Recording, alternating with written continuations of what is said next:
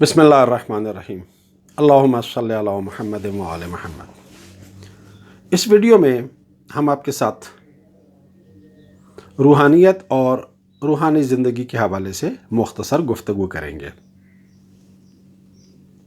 دور حاضر میں ہم دیکھتے ہیں کہ دنیا ایک بار پھر روحانیت کی طرف متوجہ ہو رہی ہے۔ مغربی ممالک، غیر مسلم اقوام، ان کے اندر بھی اسپرچویلٹی اور اسپرچولیزم کے بارے میں رجحانات تقویت پکڑتے چلے جا رہے ہیں۔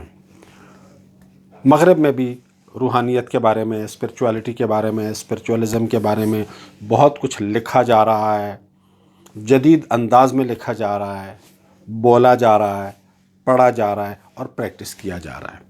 اور مسلمانوں کے اندر بھی روحانیت کی طرف رجحان تقویت پکڑتا چلا جا رہا ہے۔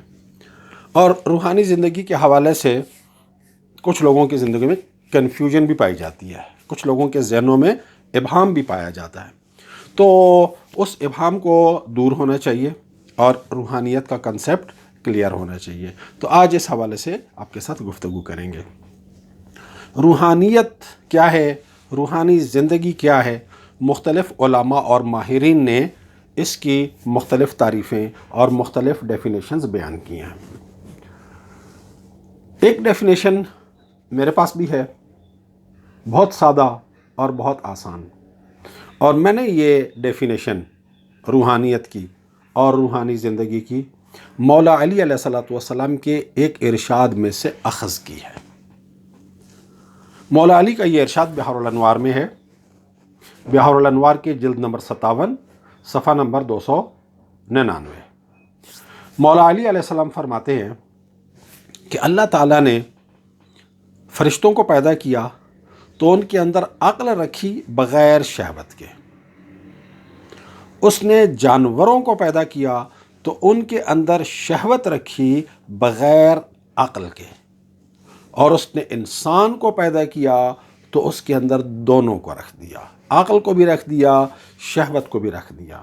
اب جس شخص کی عقل اس کی شہوت کے اوپر غالب ہے، جس شخص کی عقل اس کی شہوت کے اوپر حاکم ہے، یہ فرشتوں سے برتر اور فرشتوں سے افضل ہے۔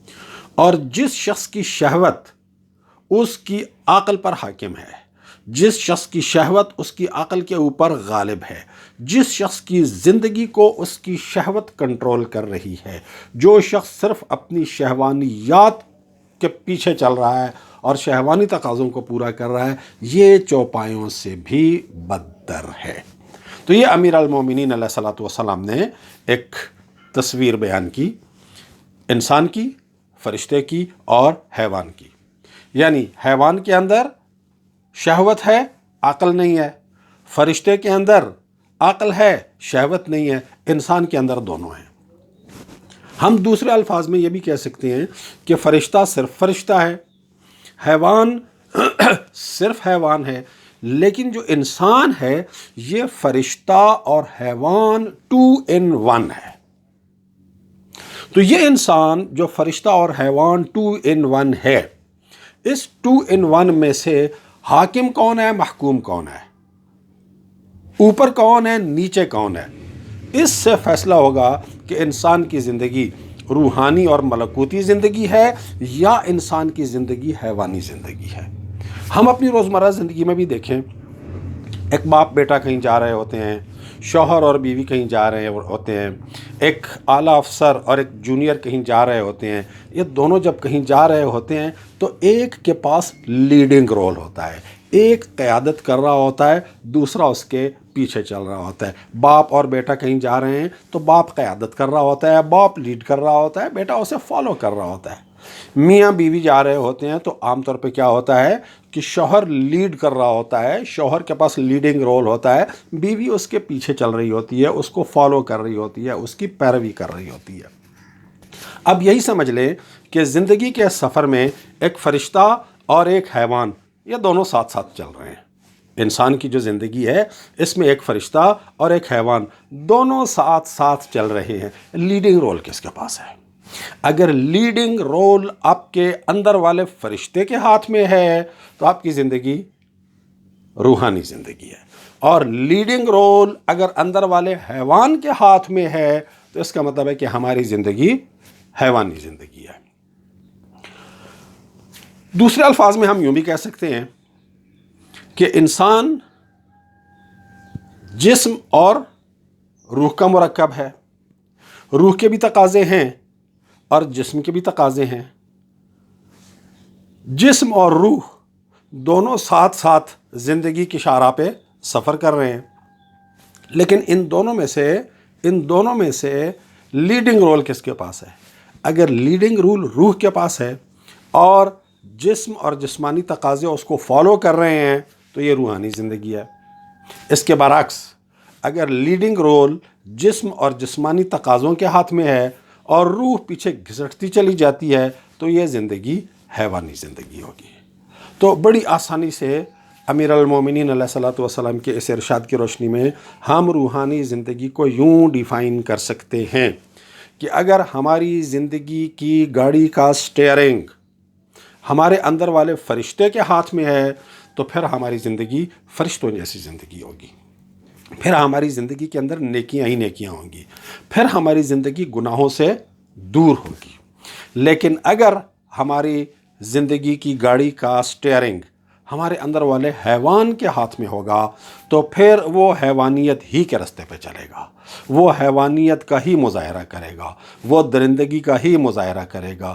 اس کے اندر پھر ایسے شخص کی زندگی کے اندر آپ کو انسانیت، انسانی اقدار اور اخلاقیات اور یہ ساری چیزیں آپ کو کم نظر آئیں گی۔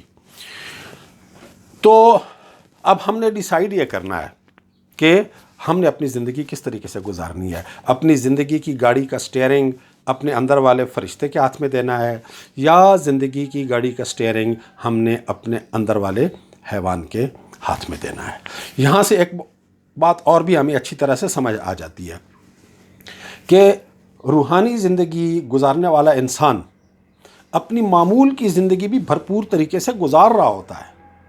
ایسا نہیں ہے کہ وہ بزنس نہیں کرتا، وہ زراعت نہیں کرتا، وہ کاروبار نہیں کرتا، وہ دنیا کے سارے کام چھوڑ کے کسی حجرے میں بیٹھ جاتا ہے، کسی خانقاہ میں بیٹھ جاتا ہے، بس نماز، روزہ، نوافل، اللہ اللہ میں مصروف ہو جاتا ہے۔ نہیں، روحانی زندگی گزارنے والا انسان بھی سارے وہی کام کرتا ہے جو ایک دوسرا انسان کر رہا ہوتا ہے، جو ایک عام انسان کر رہا ہوتا ہے، جو حیوانی زندگی گزارنے والا انسان کر رہا ہوتا ہے، لیکن اس کے ان سارے کاموں کا مقصد روحانی ہوتا ہے۔ وہ شادی بھی کرتا ہے تو اپنی روحانیت کی تکمیل کے لیے کرتا ہے، وہ کھانا کھاتا ہے اپنی روحانیت کی تکمیل کے لیے کرتا ہے، وہ رزق کماتا ہے، دولت کماتا ہے، لیکن اس کے مقاصد روحانی ہوتے ہیں۔ تو وہ سارے کام جو ایک عام انسان کرتا ہے، جو ایک عام مادہ پرستانہ زندگی گزارنے والا انسان کرتا ہے، وہ سارے کام جو ایک دنیا دار انسان کرتا ہے، وہ سارے کام ایک روحانی انسان بھی کرتا ہے اور بڑے اچھے طریقے سے کرتا ہے، لیکن اس کی ڈائریکشن روحانی ہوتی ہے۔ امیر المومنین علیہ الصلوۃ والسلام کے اس فرمان کو ہم سامنے رکھیں اور اپنی زندگی پر ہم غور کریں اور اپنی زندگی پر ہم نظر ثانی کریں اور دیکھیں کہ ہم کہاں پہ کھڑے ہیں، ہماری زندگی کا کنٹرول کس کے ہاتھ میں ہے۔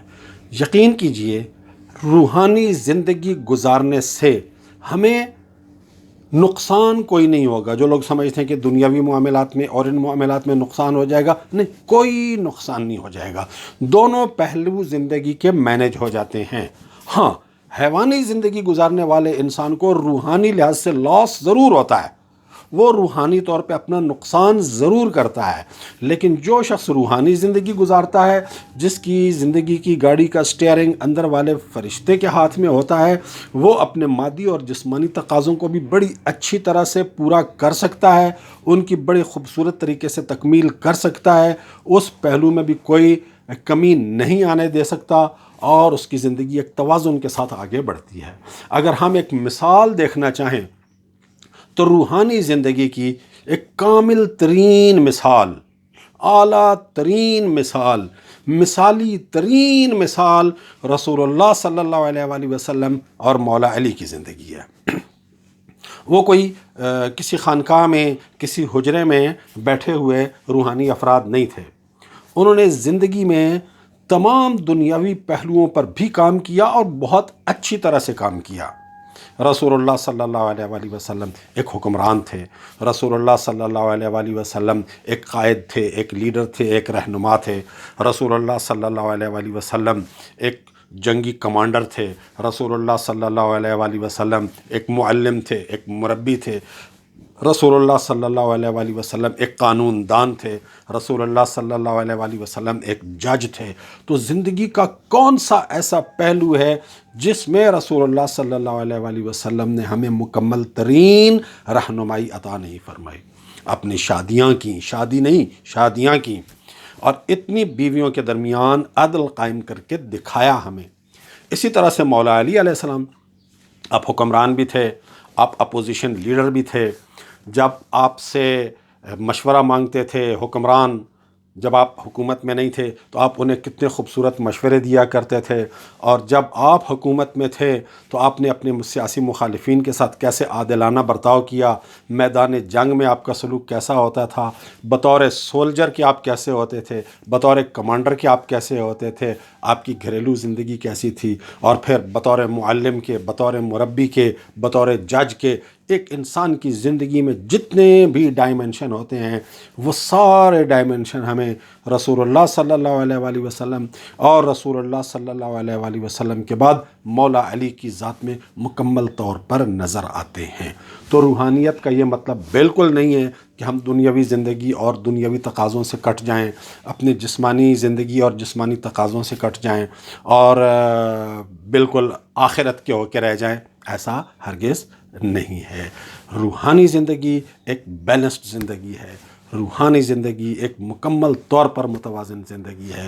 روحانی زندگی میں ہمارے اندر والا فرشتہ ہماری زندگی کی گاڑی کو ڈرائیو کرتا ہوا ہمارے انہی کاموں کے ذریعے سے، کھانے پینے کے ذریعے سے، سونے جاگنے کے ذریعے سے، بزنس کے ذریعے سے، تجارت کے ذریعے سے، زراعت کے ذریعے سے، سارے انہی کاموں کے ذریعے سے ہمارے اندر والا جو ڈرائیور ہے، جو اندر والا فرشتہ ہے، وہ ہمیں اللہ کے قریب کر رہا ہوتا ہے۔ اس کے برعکس حیوانی زندگی میں ہمارے اندر والا حیوان یہی سارے کام بھی ہم سے کروا رہا ہوتا ہے، لیکن ہمیں اللہ سے دور کر رہا ہوتا ہے، ہمیں ہماری خلقت کے مقصد سے دور کر رہا ہوتا ہے۔ اللہ تعالیٰ سے دعا ہے کہ ہمیں مولا علی علیہ الصلوۃ والسلام کے اس ارشاد کی روشنی میں روحانی زندگی کے مفہوم کو سمجھنے کی توفیق عطا فرمائے، اور ہمیں اپنی زندگی روحانی بنیادوں پر استوار کرنے کی توفیق عطا فرمائے۔ والسلام علیکم ورحمۃ اللہ وبرکاتہ۔